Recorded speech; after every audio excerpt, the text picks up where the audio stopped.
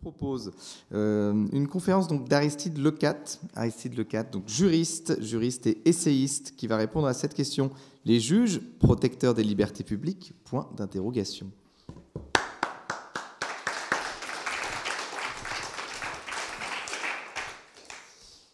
Alors, merci beaucoup. Merci à l'Institut Polymnia de m'avoir convié à ce 9e forum. Je m'excuse par avance parce que je vais certainement me répéter les propos introductifs assez substantiels de Michel Geoffroy, les propos non moins roboratifs de Maître Delcroix. Donc, je vous demande un peu d'indulgence parce que vous allez réentendre des choses, mais ce qui prouve aussi qu'il y a une certaine cohérence, donc c'est plutôt rassurant. Et puis, deuxième excuse, mon propos risque d'être un petit peu technique, mais je vais tâcher néanmoins d'être assez didactique. Voilà. Alors, le juge protecteur des libertés publiques fondamentales, je vous avouerai que le sujet est plutôt, comme dirait un de mes étudiants, casse-gueule. Vous me passerez l'expression un peu triviale.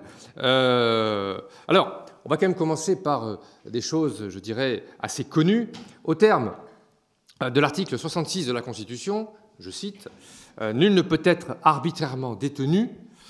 L'autorité judiciaire, gardienne de la liberté individuelle, assure le respect de ce principe, etc. » L'autorité judiciaire, gardienne de la liberté individuelle. Voici donc consacré dans notre Constitution eh bien, le rôle exclusif et monopolistique du juge judiciaire, gardien de la liberté individuelle. Alors, évidemment, l'attachement de la doctrine libérale à la garantie judiciaire des libertés est somme toute assez classique. Il a en particulier animé la théorie de la voie de fait, qui avait été, si vous voulez, reconnue dans les années 50, en 1952, dans un arrêt d'Anne de la Murette. Alors pour les juristes qu'il y a ici, ou pour les anciens, je dirais, qui ont fréquenté les facultés de droit, cela dira quelque chose.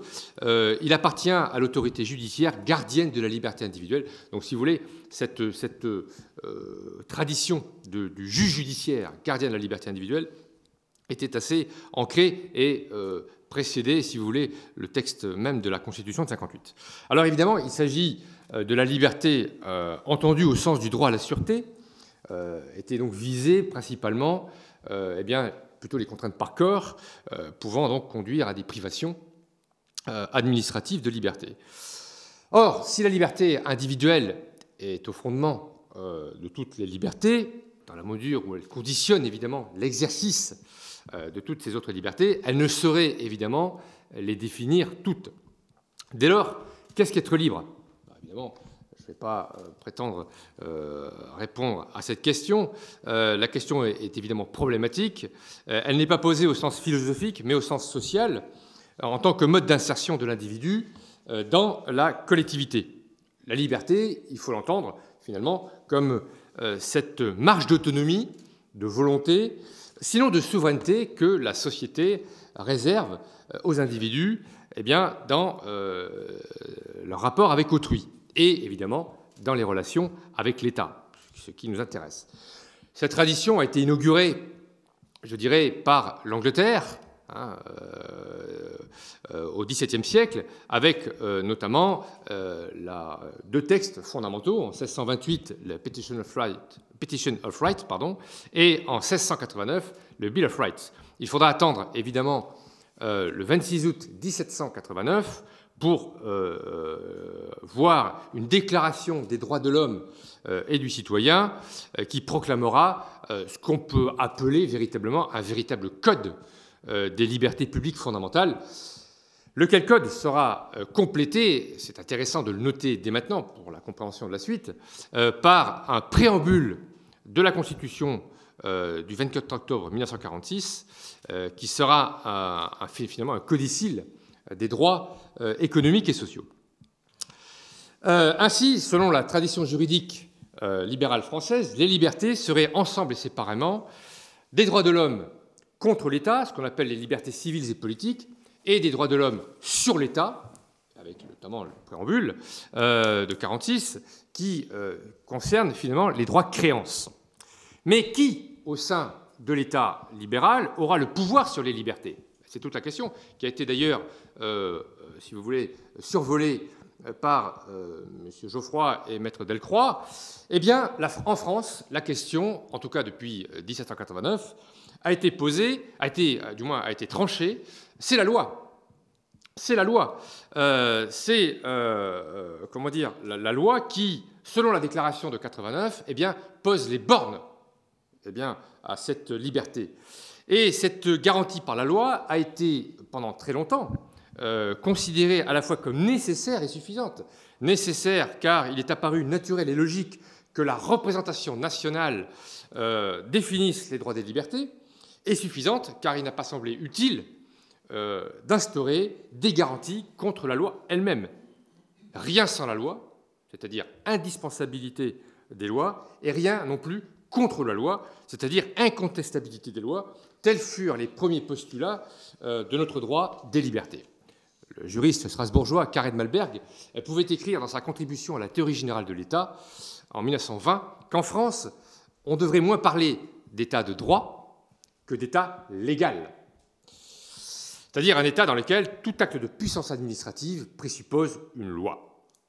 Alors, cette compétence législative sera évidemment concurrencée par la montée en puissance d'un pouvoir réglementaire, le pouvoir exécutif, qui voulait évidemment eh bien, être présent, être efficace. Et donc, le Conseil d'État, dans un arrêt de 1919, l'arrêt Labonne, eh bien, je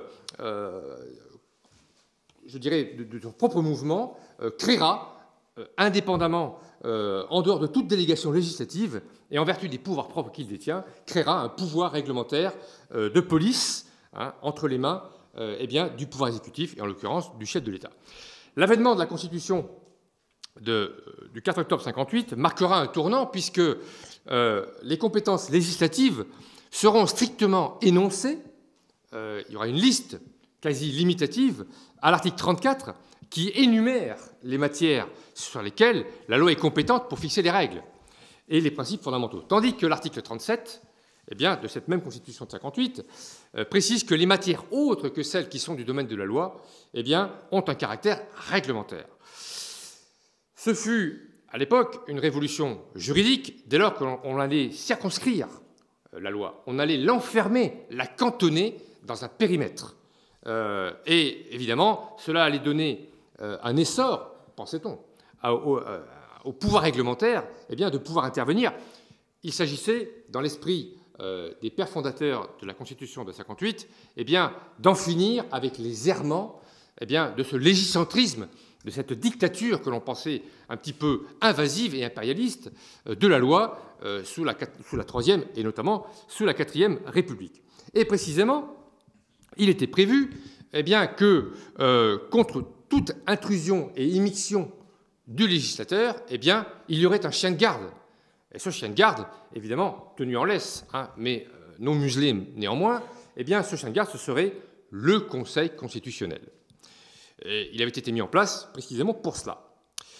Mais c'était sans compter sans l'imagination de nos magistrats, et à commencer par le Conseil d'État, qui va finalement s'en prendre, non pas à la loi, mais au pouvoir réglementaire, et va, si vous voulez, contraindre ce pouvoir réglementaire et l'enfermer dans ce qu'il appellera les principes généraux du droit. Principes généraux du droit qui sont finalement des règles prétoriennes, inventées, sorties tout droit du chapeau du juge, et à la fin des années 50, en 1959 notamment, mais ça avait même commencé un petit peu avant, eh bien, on verra le Conseil d'État affirmer que le pouvoir réglementaire est tenu de respecter les principes généraux du droit, résultant notamment du préambule de la Constitution. Ce préambule va jouer un rôle décisif. 11 ans avant le Conseil constitutionnel, la plus haute juridiction administrative va transformer le préambule de la Constitution de 1958 eh bien, en véritable source juridique de création et d'interprétation normative. Au point qu'un grand juriste bien connu des administrativistes, René Chaput, pourra dire que eh bien, le juge s'érigera en jurislateur. L'image était assez éloquente. C'est ainsi, par exemple, que le 8 décembre 1978, dans sa formation la plus solennelle, le Conseil d'État, au nom d'un principe général du droit, eh bien, le droit de mener une vie familiale normale, eh bien, va, si vous voulez, consacrer eh bien, le regroupement familial des étrangers, ce droit qui comportait en particulier la faculté pour ces étrangers de faire venir auprès d'eux leurs conjoints et leurs enfants mineurs. Je dirais que la messe était dite, et pour longtemps. Donc, avec la Constitution de 1958, la loi allait donc se trouver peu à peu déclassée, tant par le pouvoir réglementaire que par le Conseil constitutionnel lui-même, lequel, par une décision fracassante, à l'époque, M. Geoffroy en a parlé tout à l'heure, eh bien, on parlera même de coup d'État. Dans cette décision du 16 juillet 1971, dite liberté d'association, eh bien, le Conseil constitutionnel va s'affranchir, va mordre la laisse qui le retenait au pouvoir exécutif, va s'affranchir de ce rôle de chien de garde et va s'approprier des pouvoirs de contrôle de la loi jusqu'à la cantonner au seul texte de la Constitution. Ainsi décidait-il que, au nombre des principes fondamentaux reconnus par les lois de la République et solennellement réaffirmés par le préambule de la Constitution, eh bien, il y a lieu de ranger le principe de la liberté d'association. Je rappelle, petite parenthèse, pour que je sois bien compris, que le préambule de la Constitution de 1958 reprend un certain nombre de textes, mais de manière assez vague, assez floue, et rappelle notamment, je cite, son attachement, l'attachement du peuple français aux droits de l'homme, aux principes de la souveraineté nationale, tels qu'ils ont été définis par la Déclaration de 1789, confirmée et complétée par le préambule de la Constitution de 1946. Donc, autant dire que de ces quelques lignes, finalement, assez générales, certains diront généreuses, eh bien, le Conseil constitutionnel, le Conseil d'État, eh bien, vont puiser allègrement, d'ailleurs, au gré de leur imagination fertile, un certain nombre de droits et de principes qui, évidemment, vont donner chair à cette notion d'état de droit, mais finalement, un droit qui va progressivement, finalement, enfermer, je dirais, étouffer l'État. Donc, les apprentis sorciers de la rue Montpensier, c'est le siège du Conseil constitutionnel, vont ouvrir la malle de Pandore. Et évidemment, on allait les y aider avantageusement par l'élargissement d'un droit de saisine à 60 parlementaires en 1974 et en 2008, évidemment, par une réforme constitutionnelle qui va faire un petit peu l'équivalent de l'arrêt Marbury versus Madison, à savoir créer une question prioritaire de constitutionnalité qui permettra de soulever à l'occasion d'un procès ordinaire, un divorce, un litige commercial ou autre, eh bien, l'inconstitutionnalité de la loi, alors évidemment qui ne sera pas tranchée par le juge ordinaire, qui sera renvoyée au Conseil constitutionnel par des effets de filtre, qui serait trop long d'expliquer. Voilà. Donc, au fil du temps, le Conseil constitutionnel va élaborer une véritable jurisprudence au nom d'une conception toujours plus extensive, sinon exagérée, des libertés publiques fondamentales. Alors, on me fait signe que je n'ai pas beaucoup de temps. Le temps passe vite, mais enfin, il me semblait que j'avais une demi-heure. Et là, vous m'accordez, enfin, vous me réduisez mon temps quand même. J'ai commencé à 11h05. Enfin, peu importe, je vais tâcher quand même de rester dans le temps qui m'est imparti. Si vous voulez, il faut retenir deux choses. Et ça va être, je dirais, le sens de mon propos. Si vous voulez, d'une part, qu'il y a un déploiement abusif d'une jurisprudence universaliste au nom, précisément, des droits de l'homme et au nom d'une conception toujours plus large, toujours plus étendue, toujours plus extensive, finalement, des libertés. Voilà. Et on met dans les libertés, d'ailleurs, des choses qui ne devraient pas y être. On confond même, d'ailleurs, parfois allègrement droits et libertés, ce qui n'est quand même pas tout à fait la même chose. On confond même aussi parfois principes et droits, ce qui, là encore, n'est pas tout à fait la même chose, en tout cas pour les juristes. Et finalement, on en vient à cette espèce de nébuleuse que l'on appelle l'état de droit et qui, finalement, en vient à soumettre de plus en plus l'État à des règles, à des principes toujours plus flous, toujours plus généreux. Donc ça sera, si vous voulez, le premier propos sur lequel je ne vais pas trop m'étendre, mais surtout, et je pense que c'est ce qu'il faudrait faire, c'est revenir finalement à la conception du juge. Que doit faire le juge finalement ? Regretter finalement qu'il n'y ait pas, si vous voulez, une remise en ordre, d'accord, dans ce dévoiement de la mission universelle du juge. Alors d'abord, sur le déploiement abusif d'une jurisprudence universaliste, on peut considérer que la jurisprudence libérale, si vous voulez, va reconnaître des droits, des libertés, sans se préoccuper nullement de leur conciliation entre eux. C'est un peu le problème. Ainsi, si le juge a abondamment puisé dans le corpus constitutionnel des droits de l'homme, celui de la Convention européenne des droits de l'homme, d'accord, va se surrajouter et va constituer aussi pour le juge, finalement, un fourrier dans lequel il va puiser abondamment. Donc le droit de mener une vie familiale normale, donc le droit des étrangers, évidemment, ne sera, M. Geoffroy l'a rappelé tout à l'heure, sera, je dirais, un domaine dans lequel le juge va consacrer tout un tas de droits, d'ailleurs, y compris d'ailleurs jusque dans les détails, et toute mesure étatique acceptant ou non le principe du regroupement familial ne devra pas porter atteinte, une atteinte excessive, d'accord, au droit des intéressés de mener cette vie familiale normale. Je ne citerai pas la décision Héroux du Conseil constitutionnel qui reconnaissait le principe de fraternité, mais on peut aussi considérer que le juge est intervenu dans plein de domaines, le droit à la vie par exemple, où le juge demeure cantonné dans une posture finalement où l'argutie le dispute parfois au paralogisme, c'est-à-dire au raisonnement de mauvaise foi. On pourrait notamment citer, par exemple, la décision du Conseil constitutionnel du 27 juillet 1994, dite bioéthique, par laquelle les juges de Montpensier ont clairement écarté toute application d'un principe général du droit à la vie et, par conséquent, ont refusé, alors qu'ils se sont arrogés un certain nombre de pouvoirs depuis 1971, ils auraient pu le faire, mais non. Ils se sont finalement cantonnés à ne pas consacrer ce droit à la vie. En 1975, déjà, ils avaient donné le là, si je puis dire, puisque dans la décision sur l'IVG, sur la loi sur l'IVG, le Conseil constitutionnel se retranchera finalement derrière le caractère relatif et contingent des traités internationaux. Donc voilà, finalement, là aussi, le Conseil fera un peu ce qu'il veut. Il étendra ou il restera en deçà. Le Conseil d'État n'est pas en reste. Je citerai notamment la dernière ordonnance, l'ordonnance du 9 janvier 2014, qu'on peut appeler l'ordonnance Dieudonné, et sur laquelle le Conseil d'État, finalement, a refermé une longue tradition qu'il avait lui-même d'ailleurs inaugurée, par un arrêt Benjamin du 19 mai 1933, en étendant finalement les pouvoirs de police de l'administration au contenu même du spectacle, et non plus aux seules circonstances locales. Ce qui est quand même assez invraisemblable. Etc., etc.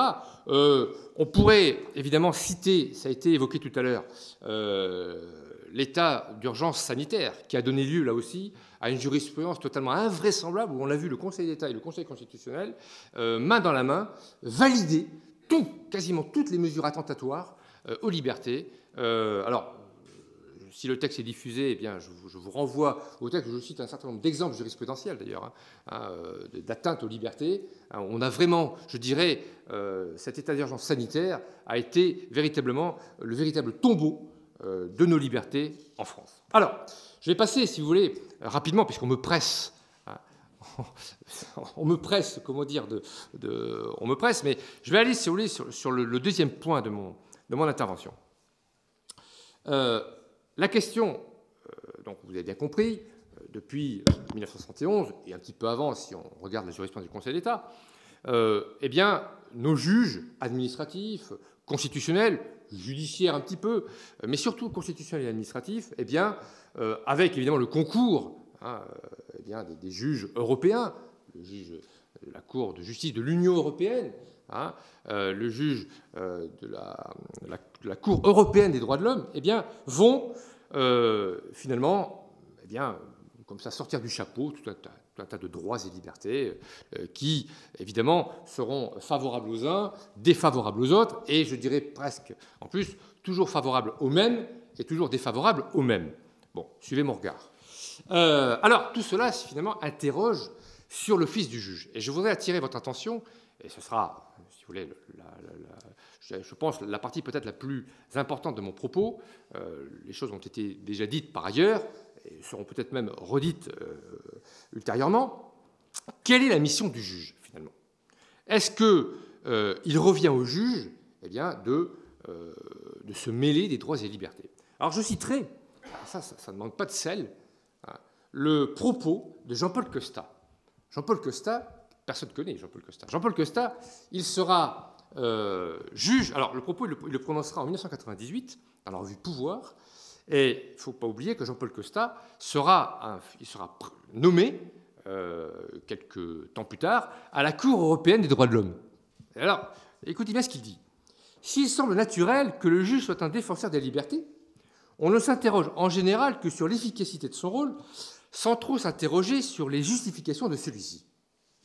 Pourtant, écoutez bien, il n'est nullement évident que le juge doive se mêler des libertés, ni même qu'il soit bien armé pour le faire.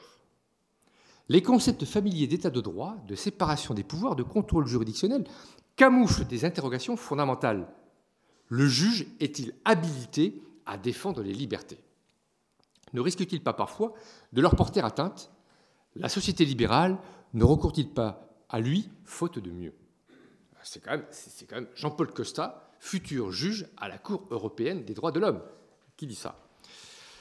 Alors, j'ai traduit ça de manière un peu triviale. Hein, comment expliquer que le juge, de son propre mouvement, finalement, décide de reprendre ou de ne plus assumer le lendemain ce qu'il a octroyé, délivré la veille?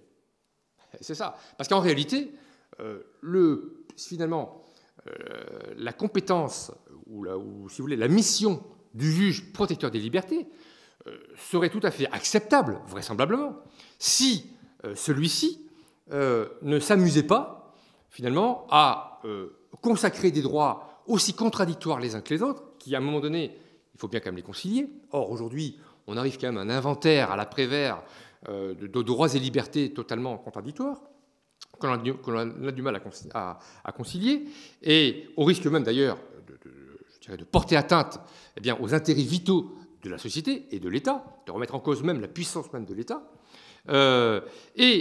Surtout, finalement, ce juge qui se permet de ne pas lui-même respecter sa propre jurisprudence. Ça peut poser problème. Dans un de ses premiers écrits, le juriste Carl Schmitt, notamment dans Loi et jugement, parlait de calculabilité du verdict judiciaire. Attendu, selon lui, qu'une décision judiciaire est correcte si l'on peut admettre, je cite, que notre juge aurait décidé de la même manière. Mais comment apprécier, et sur quels critères, finalement, apprécier le caractère correct d'une décision de justice? Alors, je vais le rappeler rapidement. Vous avez cité Maître tout à l'heure, à moins que ce soit M. Geoffroy, enfin, je ne sais plus, la fameuse loi des 16 et 24 août 1790, qui fait interdiction, 1790, loi révolutionnaire, qui fait interdiction aux juges, aux robins, tels qu'on les appelait à l'époque, de prendre directement ou indirectement aucune part dans l'exercice du pouvoir législatif. Et l'article 13 de cette même loi martèlera que les fonctions judiciaires sont distinctes et demeureront toujours séparées des fonctions administratives. Les juges ne pourront, à peine de forfaiture, troubler de quelque manière que ce soit l'opération des corps administratifs. Donc, il s'agissait d'un temps où les révolutionnaires cherchaient à exorciser, évidemment, les abus des juges des parlements d'ancien régime. Et donc, précisément, le juge dans le domaine des libertés peut-il valablement représenter, peut-il valablement exercer cet office de protection des libertés? Alors, pour répondre, on va revenir à la conception antique, parce qu'il faut quand même bien revenir aux origines. Comment? Parce que nous avons nous pratiquons, vous savez, l'ethnocentrisme. Nous pensons que nos temps sont plus intelligents que ceux du passé. Eh bien, précisément, on se trompe, et on se trompe lourdement. Revenons un petit peu à ce que faisaient nos anciens. Que faisaient-ils? Eh bien, il importe de préciser d'abord que l'activité du juge tenait, notamment à Rome, davantage de l'art que de la science, déjà. La science repose finalement sur une logique artificielle, axiomatique, donc parfois dogmatique, tandis que l'art, précisément, et notamment l'art du droit à Rome, c'était l'art de la juste proportion. Jus est ars boni et equi, disait-on. La démarche judiciaire, elle était d'ordre dialectique. D'accord ? C'était une démarche dialogique, concertée. L'art de juger ne présupposait pas, si vous voulez, une connaissance a priori d'une solution axiomatique toute faite. Non. Au contraire, l'art de juger impliquait des tâtonnements, impliquait des hésitations, une observation attentive de la réalité, qui, évidemment, devra une approche à petits pas prudent, d'ailleurs, la jurisprudence, les juristes prudents, qui devait déboucher, finalement, sur une décision, sur une sentence, qui n'aura, évidemment, une fois rendue, que l'autorité relative de la chose jugée, et non pas absolue. Relative, pourquoi? Parce que, évidemment, à chaque nouveau procès, les questions, peut-être affectées d'un même coefficient de similarité, de similitude, mais se reposeront, mais différemment, parce que, évidemment, le monde est divers. Donc le juge devra recommencer son opération, considérant qu'à chaque litige, finalement, correspond une solution unique, quand bien même il existerait des similitudes. Michel Villet dira, grand juriste, dira que le juge a pour métier de définir la part qui revient à chacun, d'attribuer sa chose, à chacun sa chose. Sum cuique tribuere, disaient les anciens. C'est-à-dire que le juge doit établir ce qui est juste, et non pas in abstracto, mais en partant de l'ordre social, de l'ordre concret, in concreto. Juger avec prudence suppose de partir du réel. Le raisonnement du juge ne se veut pas déductif, mais il se veut inductif. Il part du réel, il part de ce qui lui est donné. Il ne va pas inventer. Comme le disait Maître Delcroix, évidemment, le juge ne sait rien. Il ne retient pas la somme théologique, il ne retient pas Éthique à Nicomaque, il ne retient rien de tout ça. Il a oublié Cicéron, il a oublié Aristote. Mais qu'est-ce qu'il a en revanche? Il a des cas concrets devant lui. Et il doit trancher. C'est d'ailleurs la raison pour laquelle le juge est d'abord une autorité et non pas un pouvoir, puisque le juge est subordonné. Donc la décision du juge sera d'autant moins arbitraire, finalement, qu'elle s'imposera naturellement aux parties en litige, d'accord, qui la prendront comme évidente en soi, c'est-à-dire conforme à une sorte de juste naturel. Et précisément, le droit, c'était le juste. Le droit était corrélé dans l'Antiquité au juste. Était droit ce qui était juste. Donc là-dessus, évidemment, on se rend bien compte aujourd'hui que nous sommes aux antipodes de tout cela. Et chez les Antiques, le droit était vécu comme une relation. Contrevenir au droit revenait précisément à porter atteinte, d'accord, à cette relation entre les individus, et entre les individus et le reste de la société. Le droit s'analysait donc comme un rapport entre les hommes, et non comme une subjectivité, source de droit naturel extensif. Donc, je dirais, il est aisé de conclure qu'il ne revient naturellement pas dans les missions du magistrat de s'octroyer des attributions non reconnues par les lois en vigueur, ça c'est plutôt secondaire, mais encore et surtout qui contredirait directement sa vocation première, sa vocation de dire le droit. Le droit, c'est une dictio, jurisdictio, on dit le droit, c'est-à-dire à montrer ce qui est juste. Le droit, notamment la première fonction du droit, notamment chez les Indo-Européens, c'était de montrer, c'était une démonstration, on démontrait le chemin, finalement. C'est ça le droit. Et non pas cette espèce de pouvoir comme ça illégitime, arbitraire, fantasque, un petit peu, qui dépend finalement un petit peu de l'humeur du juge. Donc, aussi bien, mieux que d'être la bouche de la loi, comme disait Montesquieu, eh bien le juge doit être le porte-voix du droit, c'est-à-dire du juste. Voilà. J'espère que j'ai été assez clair. Pardon d'avoir été un peu long. Voilà. Merci beaucoup.